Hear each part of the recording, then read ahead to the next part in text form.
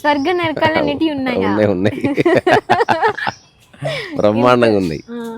అందరూ అనుకుంటున్నారు చచ్చిపోయిన తర్వాత ఎక్కడ ఉంటాయని. కాదు, మనం అనుభవించే ప్రతి క్షణంలోనూ స్వర్గము నరకము రెండు ఉన్నాయి. సో మనం పుస్తకాల్లో లేకపోతే మత గ్రంథాల్లో చెప్పిన స్వర్గ నరకాలు ఊర్ల లాంటివి. రియల్గా స్వర్గ నరకాలంటే మనిషి అనుభవిస్తున్న మానసిక స్థితి, తక్షణ లేదా ఈ క్షణం అనుభవిస్తున్న స్థితి స్వర్గము లేదా నరకం. ఇప్పుడు నిద్ర పట్టట్లేదు అనుకో, అది నరకం. గాఢ నిద్ర స్వర్గం. అట్లా ఒక ఇద్దరు ఉంటే వాళ్ళిద్దరి మధ్యన హార్మోని ఉంటే స్వర్గం, వాళ్ళిద్దరి మధ్యన విభేదాలు ఉంటే నరకం. తిన్నది అరిగితే స్వర్గం, అరగకపోతే నరకం. అందుకని స్వర్గ నరకాలు అన్నవి ఆధ్యాత్మికవేత్తకి ఇక్కడ ఉంటాయి ఈ క్షణం. సో తన జీవితాన్ని స్వర్గం చేసుకోవాలంటే ఎక్కడెక్కడ ఈజ్ మిస్ అవుతుందో వాటికి కారణం ఏంది అని తాను అన్వేషించి అట్లా స్వర్గాన్ని తన జీవితంలో ప్రతిష్ఠించుకుంటాడు, ఆహ్వానిస్తాడు. అట్లా కాకుండా ఇన్ జనరల్ మామూలుగా పుణ్యం చేస్తే స్వర్గానికి పోతాం, పాపం చేస్తే నరకానికి పోతాం. ఫస్ట్ అవంతా ఎక్కడో భవిష్యత్తులో ఉన్నట్టు కనిపిస్తున్నది. కాకపోతే అవన్నీ విశ్వాసానికి సంబంధించింది, ఇది అనుభవానికి సంబంధించింది. ఇప్పుడు అన్నీ ఉన్న ఒక డిప్రెషన్లో ఉంటాడు ఒకడు. సో నా అబ్జర్వేషన్స్ నరకానికి బీజం ఎప్పుడు పడుతుంది, స్వర్గానికి బీజం ఎప్పుడు పడుతుంది అనేది నా యొక్క ముఖ్య ఉద్దేశం చెప్పాలనుకున్నది.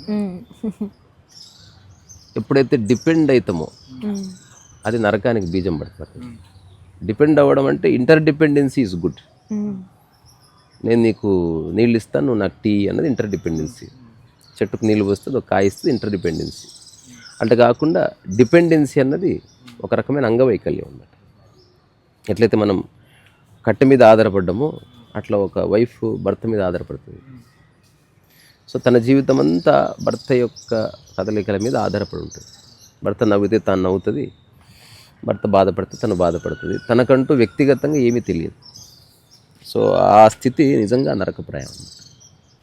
అందుకని స్వర్గ నరకాలు అనేవి ఎక్కడో లేవు, ఈ క్షణం మన స్టేట్ ఆఫ్ మైండ్లోనే ఉన్నాయి. అందుకే వర్తమానం ఏతుందో ఇంకా అది ఏమంటారు, భూతల స్వర్గం అనొచ్చు. ఇక్కడే వర్తమానంలో ఉండటమే. అందుకే అన్ని ఆధ్యాత్మిక శాస్త్రాలు ఈ విషయాన్ని పదే పదే ఘోషిస్తున్నాయి. Be in the present. Past లేదు, ఫ్యూచర్ లేదు. లేవా అంటే ఉన్నాయి, వాటికి నేను ప్రస్తుతం విలువనివ్వడం లేదని. చరిత్ర ఉంది, ఆ తర్వాత భవిష్యత్ ప్రణాళికలు ఉన్నాయి. కానీ ఈ క్షణం మనం అనుభవిస్తున్న ఈ క్షణానికి వాటిని అంటకుండా చూసుకోవడం అనేది ఎరుకన్న. ఇది పూర్తి వ్యక్తిగతం. దీన్ని ఒక వ్యక్తికి మనం పరిచయం చేయలేం. అంటే లైఫ్ ఎంత ఇంపార్టెంట్, ఎగ్జిస్టెన్స్ అనేది ఏ మూల సూత్రాలతో పనిచేస్తుందని మనిషి చూసినప్పుడే ఆ మెలకువ, ఆ స్పృహ కలుగుతాయి. ఇది పుస్తకాల్లో చదివి తెలుసుకునే విషయం కాదు. అట్లా ఎరుకులో ఉండడం స్వర్గం, ఎరుకు లేకుండా ఉండడం నరకం. ఇలా కూడా అనుకోవచ్చు 100%. ఎందుకంటే ఆల్మోస్ట్ మన సమస్యలన్నిటికీ కారణం ఎరుకు లేకుండా బిహేవ్ చేయడం, unconscious.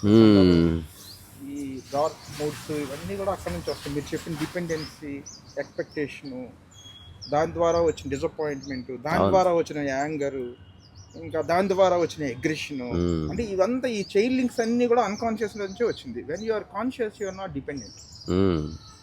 When you are unconscious naturally you are dependent in one way or the other, small way or big way, whatever. అందుకని నిరంతరం కాన్షియస్గా ఉండడమే స్వర్గం. అదే కాన్షియస్గా ఉండడం స్వర్గం అంతే.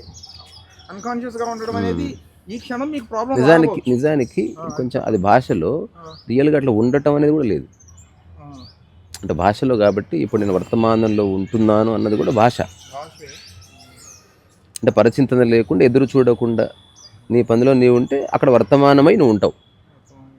నేను వర్తమానంలో ఉండటం అనేది ద్వైతం. అది చెప్పుకోవడానికి బాగుంటుంది, నిజానికి దట్ వోంట్ ఎగ్జిస్ట్. మనకు రిఫరెన్స్ ఎందుకు వస్తుందంటే, ఇప్పుడు నాకు కొద్దిసేపు కోపం వచ్చింది, కొద్దిసేపు మామూలుగా ఉన్నాను అనుకోండి, ఇప్పుడు బాగున్నాడు రా, ఇప్పుడు కోపంగా ఉన్నాడు అన్నట్టుగా కాన్షియస్గా ఉండడం, అన్కాన్షియస్గా ఉండడం అనేది అలా మనం ప్రస్తుతానికి అది పోలికగా మాట్లాడుతున్నాం. రమణ మహర్షి స్థితిలో నిరంతరం అంటే ఇప్పుడు మనకి రెండు ఉన్నాయి. ఉదాహరణకి చేతన, అచేతన. చైతన్యం వేరే ఉంది. మళ్ళీ ఇప్పుడు బాడీ అండ్ మైండ్ ఫిట్గా ఉంటే నీలో ఒక చేతనత్వం ఉన్నట్టు. చైతన్యం అనేది బాడీ డెత్ బెడ్ మీద ఉన్న అతను చైతన్యవంతుడిగా ఉండొచ్చు. అంటే సమస్తాన్ని ఒక్కటిగా చూసి దాంట్లో తాను భాగం అనుకున్నప్పుడు కలిగే ఒక స్పందన చైతన్యం అన్నమాట. అంటే ఇప్పుడు ఇక్కడ ఉన్న చెట్లన్నీ ఒక్కటిగా చూడాలి, అంటే ఒక ఆర్గానిజంగా. ఈ ఆర్గానిజంలో నేను ఒక భాగం అనుకొని ఉన్నప్పుడు ఇక థాట్ ప్రాసెస్ ఎండ్ అయిపోతుంది. అంటే నేను అసలు ఆ లెవెల్లో నేను మాట్లాడాలా, అది అర్థమైంది. నేను నార్మల్ సిచ్యువేషన్లో చేతన అంటే అవేర్గా ఉండడం అనేవేర్గా ఉండడం. సపోజ్ ఇందాక అదే చేతనే అవేర్గా ఉండుంటే మనల్ని ఫ్రెష్ అంటే ఇన్ ద సెన్స్ మనల్ని ఫ్రస్ట్రేషన్ గురి చేయదు.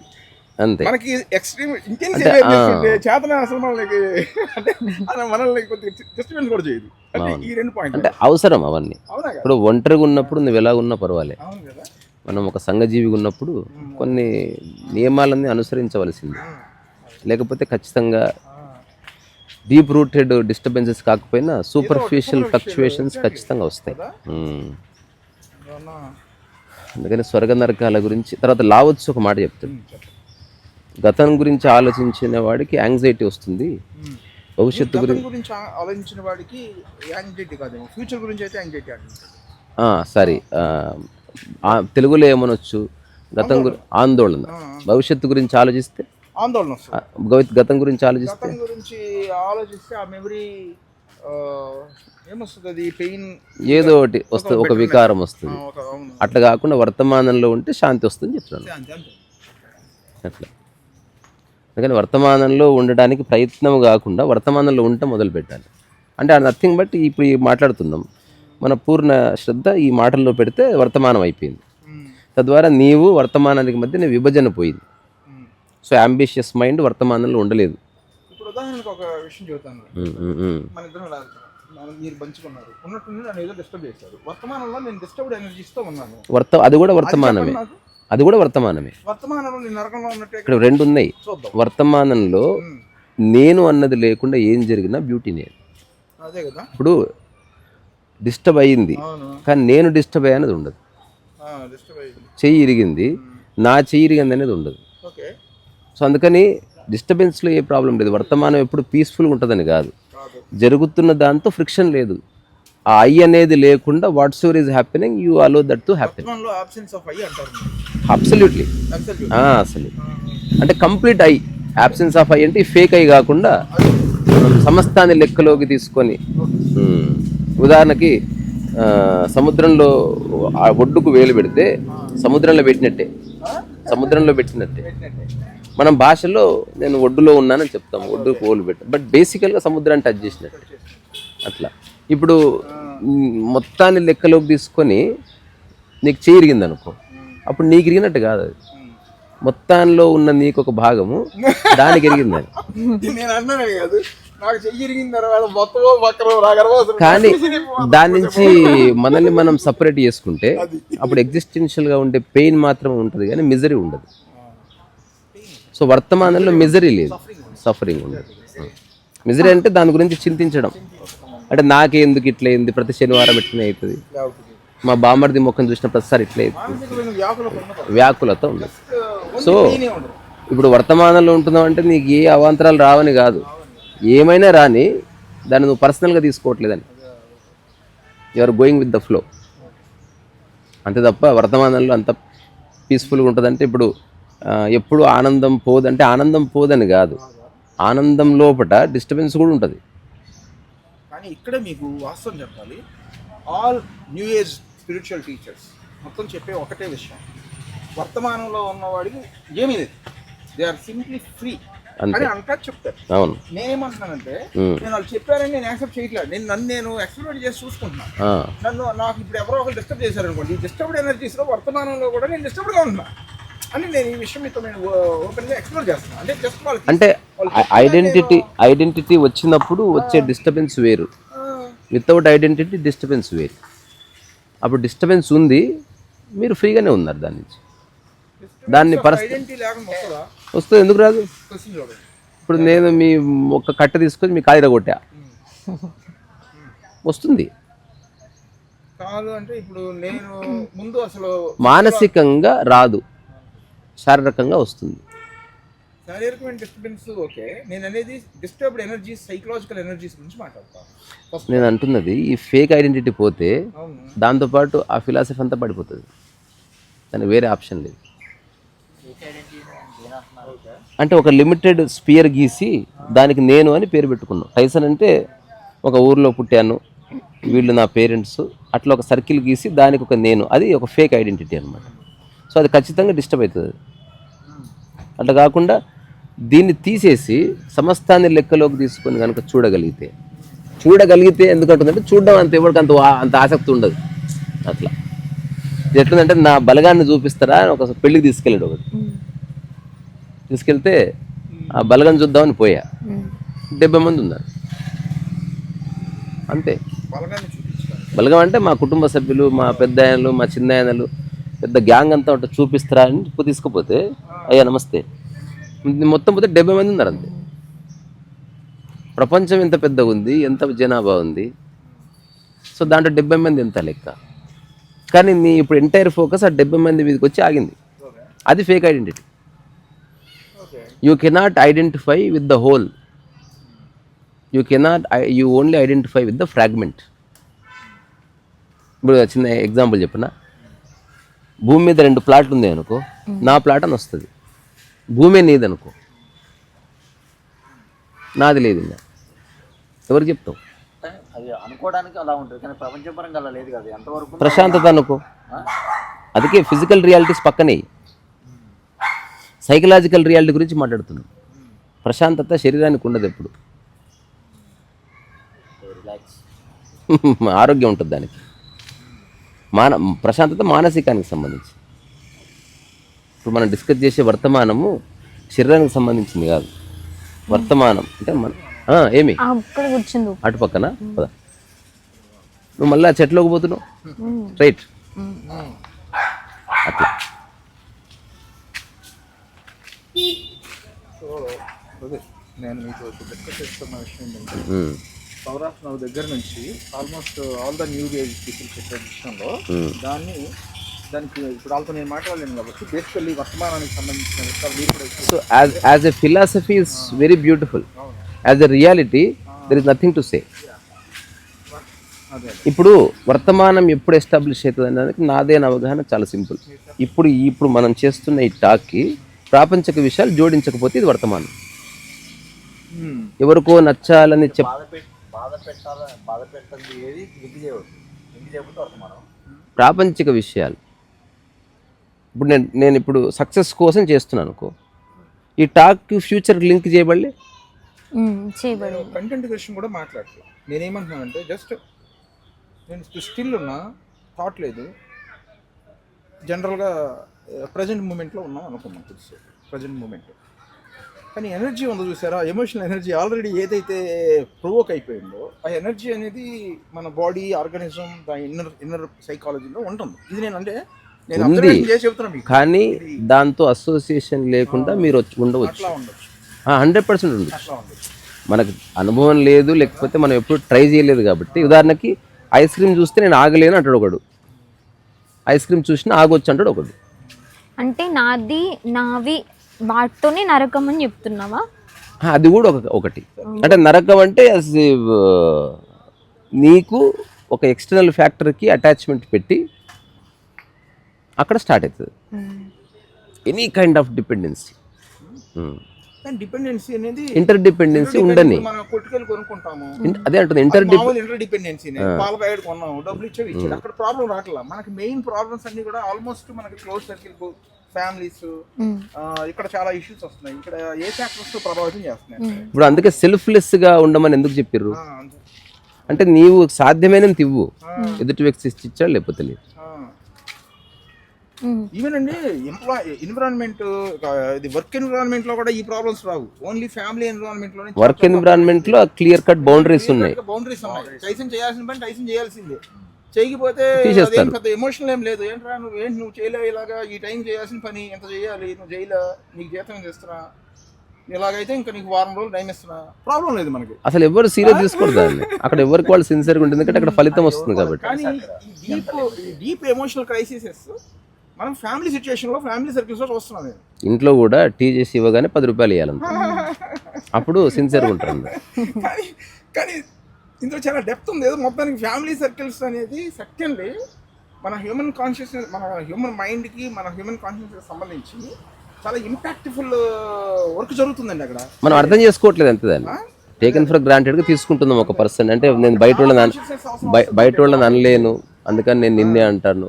నేను బయట వాళ్ళతో కాకపోతే నీతో కాకపోతే ఎవరితో గొడవ పడతాను, నీ దగ్గర కాకపోతే ఎక్కడ అలుగుతాను. ఇదంతా మీనింగ్లెస్ థింగ్. అది అనవసరంగా నువ్వు దాన్ని వెల్కమ్ చేస్తున్నావు. అన్ని చోట్ల స్థిరంగా ఉండు, నీ చుట్టూ ఏదున్నా వాటితో బాగుండు.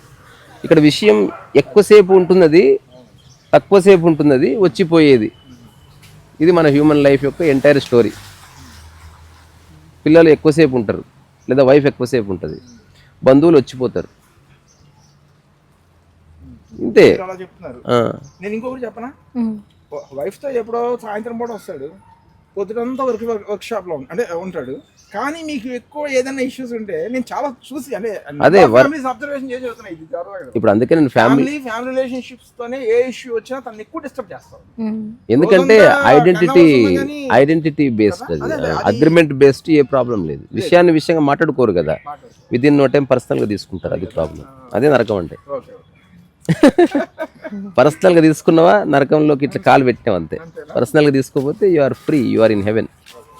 అట్లా. సో ఇప్పుడు ఇది వర్తమానం అని చెప్పడానికి ఆధారము, ఇప్పుడు ఇక్కడే నా పక్కన ఇంకొకటి యూట్యూబ్ చేస్తున్నాడు, ఇక్కడ ఇంకోటి చేస్తున్నాడు. వాడేమో పేరు ప్రఖ్యాతుల కోసం చేస్తున్నాడు, ఇంకొకటి డబ్బు కోసం చేస్తున్నాడు, ఇంకొకటి ఎవడో చెప్పాడని చేస్తున్నాడు. వాడికి అసలు ఇదంతా నరకమే. జస్ట్ నువ్వు చేయాలి కాబట్టి చేస్తున్నావు, బికాస్ ఆ మూమెంట్ నువ్వు యాక్సెప్ట్ చేస్తున్నావు అంతే. దానికి నువ్వు ఏది లింక్ చేయలేదు. That is freedom. కృష్ణమూర్తి అంటాడు ఫ్రీడమ్ అంటే అది ఎక్కడి నుంచి రాదు. ఇప్పుడు నువ్వు చేసే యాక్ట్కి నువ్వు ఏ ఫిలసాఫికల్ అట్రిబ్యూషన్ జోడించడం లేదని. ఇది ఇందులో అర్థం కాకపోవడానికి ఫ్రీడమ్ ఈక్వల్స్ టు స్వర్గం, హెవెన్, అంతేనా? అర్థం కాదు కానీ ఫ్రీడమ్ లేదంటే నరకం. ఇష్యూ మనం ఏదైతే డిస్కస్ చేస్తున్నామో అది ఫర్దర్ ఎక్స్ప్లోరేషన్ నాకు ఉంది. ఇంకా అంటే నేను కన్క్లూజన్కి అయితే నేను రాలేదు. అదే పోనీ ఇప్పుడు ఏదైనా మీరు ఒక పని చేసినప్పుడు దాన్ని భవిష్యత్తుకు లింక్ చేయకుండా చేసిన సందర్భం ఉన్నప్పుడు అప్పుడు స్టేట్ ఆఫ్ మైండ్ ఏంది, ఇది చెక్ చేసుకోవాల్సిందే. మీ స్టేట్మెంట్స్ ప్రెజర్ ఉండదు, అట్లా అంటలేను. పోనీ ప్రెషర్ ఉన్నా, వర్తమానం ప్రెషర్ ఉంటే ఉండని. ఉదాహరణ, నేను పెద్ద బరువు మోస్తున్నా, కానీ ఈ బరువు మోసేది నేను మా ఊర్లో వాళ్ళకి చూపించడానికి. ఇప్పుడు ఇది వర్తమాన పని కాదు, ఇంకా ఇట్ ఈస్ ఆ వర్తమానానికి ఇమ్మీడియట్గా ఫ్యూచర్తో తాడేసి కట్టేసినావు. అది నేను అంటున్నది.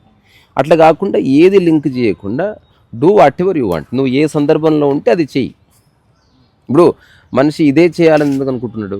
ఫ్యూచర్ని లింక్ చేసి చూడడం వల్లనే. ఇప్పుడు ఉదాహరణకి ఎందుకు చెత్త ఎత్తే పని చేయట్లే మనిషి? ఫ్యూచర్ ఉండదు కనుక. అంటే జస్ట్ చెత్త ఎత్తట్లేదు వాడు, ఫ్యూచర్ని చూస్తూ దీన్ని ఎత్తుతున్నాడు. ఫ్యూచర్ లింక్ పెట్టుకొని చేయకూడదు. ఇప్పుడు అట్లా అనుకుంటే మీరు చేసే పనులల్లో రేపటికి అనేది ఏది లేదా? యాక్చువల్గా ఏమి లేదు. ఈ క్షణం నువ్వు చేసే పరిపూర్ణమైన పని ఆటోమేటిక్గా ఫ్యూచర్ బిల్డ్ చేస్తూ ఉంటుంది. మైండ్లో అది రాకుండా ఈ క్షణంలో ఉంటున్నారా? అవును. అంటే అలా కాదు, మీరు చెప్పింది నేను ఒప్పుకున్నా. మీకు ఫ్యూచర్ లేదు అంటే మీరు ఇచ్చిన ఎక్స్ప్లెనేషన్లో అది ట్రూ, కానీ సమ్వేర్ ఎక్కడో it is not having the substantial. అంటే అట్లీస్ట్ సీరియస్గా అయితే లేను. నేనేం చెప్తాను, మాట వరుసకు ఓకే బై. ఇప్పుడు దానికి రేపు ఎప్పుడు వెళ్తా, రేపు సినిమాకి వెళ్తానని చెప్తున్నానేమో. వెళ్ళకపోతే నువ్వు బాధపడితే ఫ్యూచర్ని నువ్వు నిజంగా చేసినట్టు. లేదా రేపటి సందర్భానికి నువ్వు ద్వారం ఓపెన్ చేసి పెట్టినావు, రేపు వస్తాను బట్ రేపు తెలుస్తుంది నాకు. నాకేమనిపిస్తుంది అంటే ఒక విజన్ ప్లాన్ లేక ఉన్నా, బట్ అది ప్రజెంట్ మూమెంట్లో ఉండే నడుస్తున్నారు కాబట్టి ఆ process totally within the present moment నడవడం వలన అది ఫ్యూచర్ యాంగ్జైటీతో కూడినటువంటి ఊహలతో ముందుకెళ్తారు. అది ఒక్కటే తెలుస్తుంది. ఎందుకంటే మరీ ఇంకా అంటే ఫ్యూచర్ అనేది లేకుండా ఇప్పుడు రేపు అంటే స్పిరిచువల్గా ఉన్న ఫ్యూచరు తర్వాత వరల్డ్ ఫ్యూచర్కి జిమినాసన్ ఫరక్ ఉంది. ఇప్పుడు ఈ వర్తమానం అని చెప్పిన దాంట్లో కొంత భవిష్యత్తు కొంత గతం రెండు కలిసే జర్నీ చేస్తాయి. ఇప్పుడు దీపానికి కానీ కొంత అటో కాంతి ఇటో కాంతి మధ్యన దీపం ఉన్నట్టు. కానీ మనం కెరియర్ అనే పాయింట్ ఆఫ్ వ్యూలా ఇప్పుడు నువ్వు చేసే జాబ్కి 50 ఏళ్ళు నువ్వు ఫోర్స్ చేస్తున్నావు చూసినావా, అది స్ట్రెస్ అన్నట్టు. ఇప్పుడు నేను పెయింటింగ్ వేస్తున్నా, బాగా రావాలనుకుని పెయింటింగ్ వేయడంలో 50 years లేదు. దానికి షాడో మాత్రం ఉంటుంది అంతే కొంత. నేను మంచి ఉదాహరణ చెప్తాను. ఇప్పుడు సపోజ్ ఫ్యూచర్లో మనం ఒక ప్లేస్లో ఇల్లు ఏదో కడదాం ఉదాహరణకి. ఆ ఫ్యూచర్లో అంటే మీ అప్రోచ్ కన్నా మామూలు హ్యూమన్ బీయింగ్స్ అప్రోచ్ అంటే 24 hours అది ఆలోచించుకుంటూ అది ఎలాగో నేనే మామూలు హ్యూమన్ బీయింగ్ అప్రోచ్, మిగతా వాళ్ళవే డేంజరస్ అప్రోచ్. డేంజర్ అంటే ఓకే అంటే కొంచెం నార్మల్గా ఒకటి ఉంది, అది ప్రాసెస్ ప్రకారంగా నడిచిపోతూ ఉంటుంది. అంటే దాని గురించి యాంగ్జైటీ కానీ ఫియర్ కానీ అబ్సెషన్ కానీ ఏమీ లేకుండా ఉంటూ ఆ పని జరుగుతుంది. అవి మెకానికల్గా జరుగుతుందా లేకపోతే పూర్తి శ్రద్ధలో జరుగుతుందని కూడా చూడాలి కదా. ఇప్పుడు ఇదే మాటలు నేను ఫ్యూచర్కి లింక్ చేయలే, కానీ నేను మెకానికల్గా చేస్తున్నాను, రోబోటిక్గా. ఇప్పుడు ఫ్యాన్ తిరుగుతూ ఉంటుంది, దానికి ఏమి ఫ్యూచర్ ప్లాన్స్ ఉండవు కానీ తిరుగుతూ ఉంటుంది. అట్లా కూడా చేయొద్దు, అందుకే ఎరుక కావాలి. ఇప్పుడు మనం ఎందుకు చర్చిస్తున్నాం, ఇది ఎంత చర్చించినా ఎంతో కొంత స్వయంగా అర్థం చేసుకునే అంశం ఇది. ఎంత చెప్పిన ఉదాహరణకి ఇప్పుడు నేను చేసే పనికి వేరే వాళ్ళ ఒత్తిడి లేదు, నేను దీన్ని ఫ్యూచర్కి లింక్ చేసి చెప్పట్లేదు, కానీ దీంట్లో కొంత ఫ్యూచర్ ఆల్రెడీ లింక్ అయ్యి ఉంది. అదేంటి, రేపు అప్లోడ్ చేస్తా, ఇది ఫ్యూచరే కదా. కానీ ఇప్పుడు దీని తర్వాత ఇంటికి వెళ్తుంది, కూడా ఫ్యూచర్ ఉంది. అది నైట్ వంట చేసుకుంటా, ఇది ఫ్యూచర్. సో ఇది వర్తమానంలో కొంత ఫ్యూచరు అండ్ కొంత భవిష్యత్తు లింక్ అయ్యే ఉంది. ఇందులో కూడా నాకేమనిపిస్తుంది అంటే అప్రోచ్ ఈజ్ డిఫరెంట్ ఫ్రమ్ ఇప్పుడు మనం ఇంటికి వెళ్ళాలి అంటే టైంకి రిలేటెడ్ ఈవెంట్స్ ఉన్నాయి. సైకలాజికల్గా ఈ సంబంధించినటువంటి ఆలోచనలు ఎమోషన్స్ వీటికి సంబంధించినటువంటిది టైమ్లెస్ సిచ్యుయేషన్లో ఉండడం కూడా ఉందేమో బహుశా. ఎందుకంటే టైంని పూర్తిగా తీసేయలేము మనం. అంటే ఫ్యూచర్ ఇప్పుడే మనం అనుకుంటున్నాం ఇల్లు కట్టుకుంటాం, లేకపోతే రేపు ఏదో గార్డెనింగ్ చేస్తాం, అది ఎక్సెప్షనల్. అంటే 24 hours అట్లాంటి వాటితో నింపుకోవాల్సిన అవసరం లేదు. బట్ అదే నాకు కొద్దిగా రెండింటికి కరెక్ట్గా ఆలోచిస్తాం. అది వద్దని నేను చెప్పట్లేదు, అవును. కానీ ఇఫ్ సంథింగ్ గోస్ రాంగ్ దాన్ని నువ్వు తీసుకోగలవా లేదా అన్నది ఇప్పుడే చెప్పు అంటున్నా. చెప్పగానే అంటే నువ్వు ఇచ్చే ఇంపార్టెన్స్ ఈ వర్క్కి స్ట్రెస్ ఫ్యాక్టర్ యాడ్ అవుతూ ఉంటుంది, అది ఇన్వాలంటరీగా జరుగుతుంది. ఇప్పుడు నేను చేస్తున్నది ఎటువంటిదంటే బుక్ రాస్తున్నాను అనుకో, ఇప్పుడు నేను పేజెస్ రాస్తున్నా, అప్పటికప్పుడే రాస్తున్నా. నిజంగా గొప్పగా రాయాలనుకుంటే నేను ప్లాన్ చేసి బెడ్రూమ్లో కూర్చొని రాయాలి కదా, నేను దాన్ని ప్రింట్ కూడా చేస్తాను. ఎందుకు, ఎదుటి వ్యక్తి ఎలా స్పందించినా నాకు ఓకే అనుకోవడం. పుస్తకం చదివినా చదవకపోయినా నాకు రాయడం కాబట్టి నేను ఇష్టం కాబట్టి రాస్తున్నా అని చెప్పడం, ఇదంతా ఈ వర్తమానంలో ఉన్న ఆ బ్యూటీని చెప్పడానికి. రెండోది, నిరంతరం పనిచేయడం వల్ల ఒక సహజమైన ఎక్సలెన్స్ నీ లోపలికి వస్తుంది. Because you are aware of what. ఉదాహరణకు fan is not aware of itself. అదే నీవు వాకింగ్ చేసినప్పుడు you are aware of your walking. So ఒక మెకానికల్ థింగ్కి ఒక ఆర్గానిజంకి ఉన్న తేడా అది. దాని మూమెంట్ స్టడీగా రోబోటిక్గా ఉంటుంది, కానీ ఒక ఆర్గానిజం యొక్క మూమెంట్ బ్యాలెన్స్డ్గా ఉంటుంది స్టడీ ఉండకపోయినా. ఎందుకంటే it depend upon the situation. అట్లా అదే ఈ రెండింటి మధ్య బ్యాలెన్స్కి సంబంధించి కొంత ఎక్స్ప్లోరేషన్ అవసరం. చేద్దాం మనం. అయితే ఇప్పుడు నేను చెప్పేది ఏంటంటే నరకం అనేది మళ్ళీ కమ్మింగ్ బ్యాక్ టు అదేంటంటే ఈ క్షణం నేను చేస్తున్న పనికి ఒక సుదూరమైన భవిష్యత్తుని లింక్ చేసిన మరుక్షణమే నేను యాంగ్జైటీని, కోపాన్ని, సమాజం పట్ల ఒక విద్వేషాన్ని నేను ఆల్రెడీ ఆహ్వానిస్తున్నాను. అదే నరకం అంటే. అట్లా కాకుండా ఏం ఎక్స్పెక్టేషన్ లేకుండా నీకు సాధ్యమైంది చెయ్యి. నువ్వు ఎక్స్పెక్ట్ చేయలేదు కాబట్టి ఎవరైనా దాన్ని మెచ్చుకుంటే అది వాళ్ళ గ్రేట్నెస్ తప్ప నీకు సంబంధం లేదు.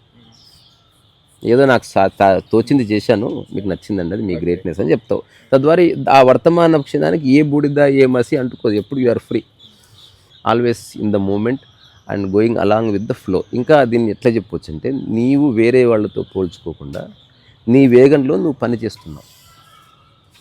ఇప్పుడు ఫ్యూచర్ వచ్చిందనుకో నీ వేగాన్ని పెంచాల్సి వస్తుంది. అదే నీ యొక్క సైకలాజికల్ ఇంబ్యాలెన్సెస్కి, స్ట్రెస్కి, డిప్రెషన్కి, వీటికి, దాంతోపాటు సక్సెస్ఫుల్ ఇవన్నీ నువ్వు ఆహ్వానిస్తున్నావు అంటారు. సో ప్రపంచంలో చాలా ఇంపార్టెంట్ థింగ్స్ అవి. మనం డిస్కస్ చేసే టాపిక్ దానికి రిలేటెడ్ కాదు. అయితే మీరు మధ్యలో మనం డిస్కస్ చేస్తున్నప్పుడు హెల్ అండ్ హెవెన్ అనే విషయం వచ్చింది. మీరు మెల్లగా టాపిక్ అలా వెళ్తూ ప్రజెంట్ మూమెంట్ దగ్గర తీసుకొచ్చారు. అసలు ముందు డిపెండెన్సీ దగ్గర మొదలు పెట్టారు. అవునా? అవును. ఇప్పుడు ఫ్యూచర్ మీద ఉంటాం. డిపెండెన్సీ అనేది ఇది అసలు కోర్ ఇష్యూ ఉంది. ఇది ఎవరు ఏ హ్యూమన్ బీయింగ్ అయినా తను డిస్టర్బ్ అవగానే వెంటనే అబ్జర్వేషన్ చేయండి, ఖచ్చితంగా అక్కడ డిపెండెన్సీ, ఎక్స్పెక్టేషను, డిసప్పాయింట్మెంట్, యాంగరు, ఎగ్రెషను, ఈ చైల్డ్ లింక్ నడుస్తూనే ఉంటుంది. సో సో మీరు ఫస్ట్లో చెప్పినట్టుగా హెల్ ఏదో డిఫైన్ అయిపోయింది, అది లేకపోతే ఎలాగో ఏమి అందుకని ఏమంటారు. మొదట ఒక పిల్లవాడు మదర్ మీద ఆధారపడతాడు, ఎందుకంటే అతను తనకు తాను చేసుకున్నాడు కాబట్టి. ఈ సైకలాజికల్ డిపెండెన్సీ అన్నది మెల్లమెల్లగా బయటపడడానికి మనకు చదువు చెప్పిస్తున్నారు. ఇప్పుడు పేరెంట్స్ ఎందుకు పిల్లలకు చదువు చెప్తున్నారంటే నువ్వు మా మీద ఆధారపడకురా అని చెప్తున్నారు. Otherwise what is the point? So నీవు ఎట్లయితే ఒక అడవిలో ఒక చెట్టు లేకపోతే ఒక చీమ ఇండిపెండెంట్గా తిరుగుతుందో అట్లా నువ్వు ఈ ప్రపంచంలోనే ఉంటూ ఒక రకమైన ఇండిపెండెన్స్ని ఎక్స్పీరియన్స్ చేయాలి. అది చాలా ఇంపార్టెంట్. కృష్ణమూర్తి చెప్తాడు, ఇండివిజువల్స్ అనుకుంటున్న ఈ సమస్త మానవ జాతి they are not individuals. Individual అనే పదానికి మూల అర్థం ఇండివిజిబుల్ అని, అంటే విడదీయరా అనేది అని.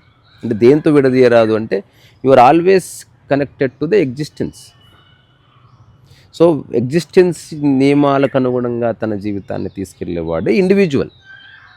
మిగతా వాళ్ళంతా different kind of species. For example market బాగుంది కాబట్టి ఇప్పుడు నేను రియల్ ఎస్టేట్లో దిగాను, వాడు ఇండివిజువల్ అనడానికి లేదు. అతను ఒక ambitious person, well and good, అతను నెక్స్ట్ బెంచ్ కార్ కొంటే మనం అప్రిషియేట్ చేయాల్సిందే. కానీ ఏదో ఒక రోజు అదంతా నిరర్థకమని తెలుస్తుంది వెన్ అప్రిషియేట్ చేసేవాళ్ళు లేకపోతే. అదే ఇప్పుడు మనం చెప్పిన ఎగ్జిస్టెన్స్కి నీకు మధ్య ఉన్న ఈ కోరిలేషన్, ఒక యూనిఫార్మేషన్ ఎప్పుడైతే వస్తుందో అది వేరే వాడికి సంబంధించిన విషయం కాదు. అది directly proportionate to your present moment and the happiness you experience unconditionally with unboundedness అన్నమాట. ఇది ఇమ్మీడియట్గా జరుగుతుంది. ఇప్పుడు మనకి బ్యాంకులో వడ్డీ వచ్చేదేమో నరకం, ఈ క్షణం మనం అనుభవించే పీస్ని చూసినావా అది నరకం, స్వర్గం అన్నమాట. దానికి భవిష్యత్తుతో లింక్ లేదు. Every moment you are experiencing a fulfilled life. Fulfilled life అంటేనే ఎక్స్పెక్టేషన్ లేదని మళ్ళీ అక్కడికి వచ్చి మళ్ళీ అక్కడికే వస్తుంది. అట్లా వెళ్దామా?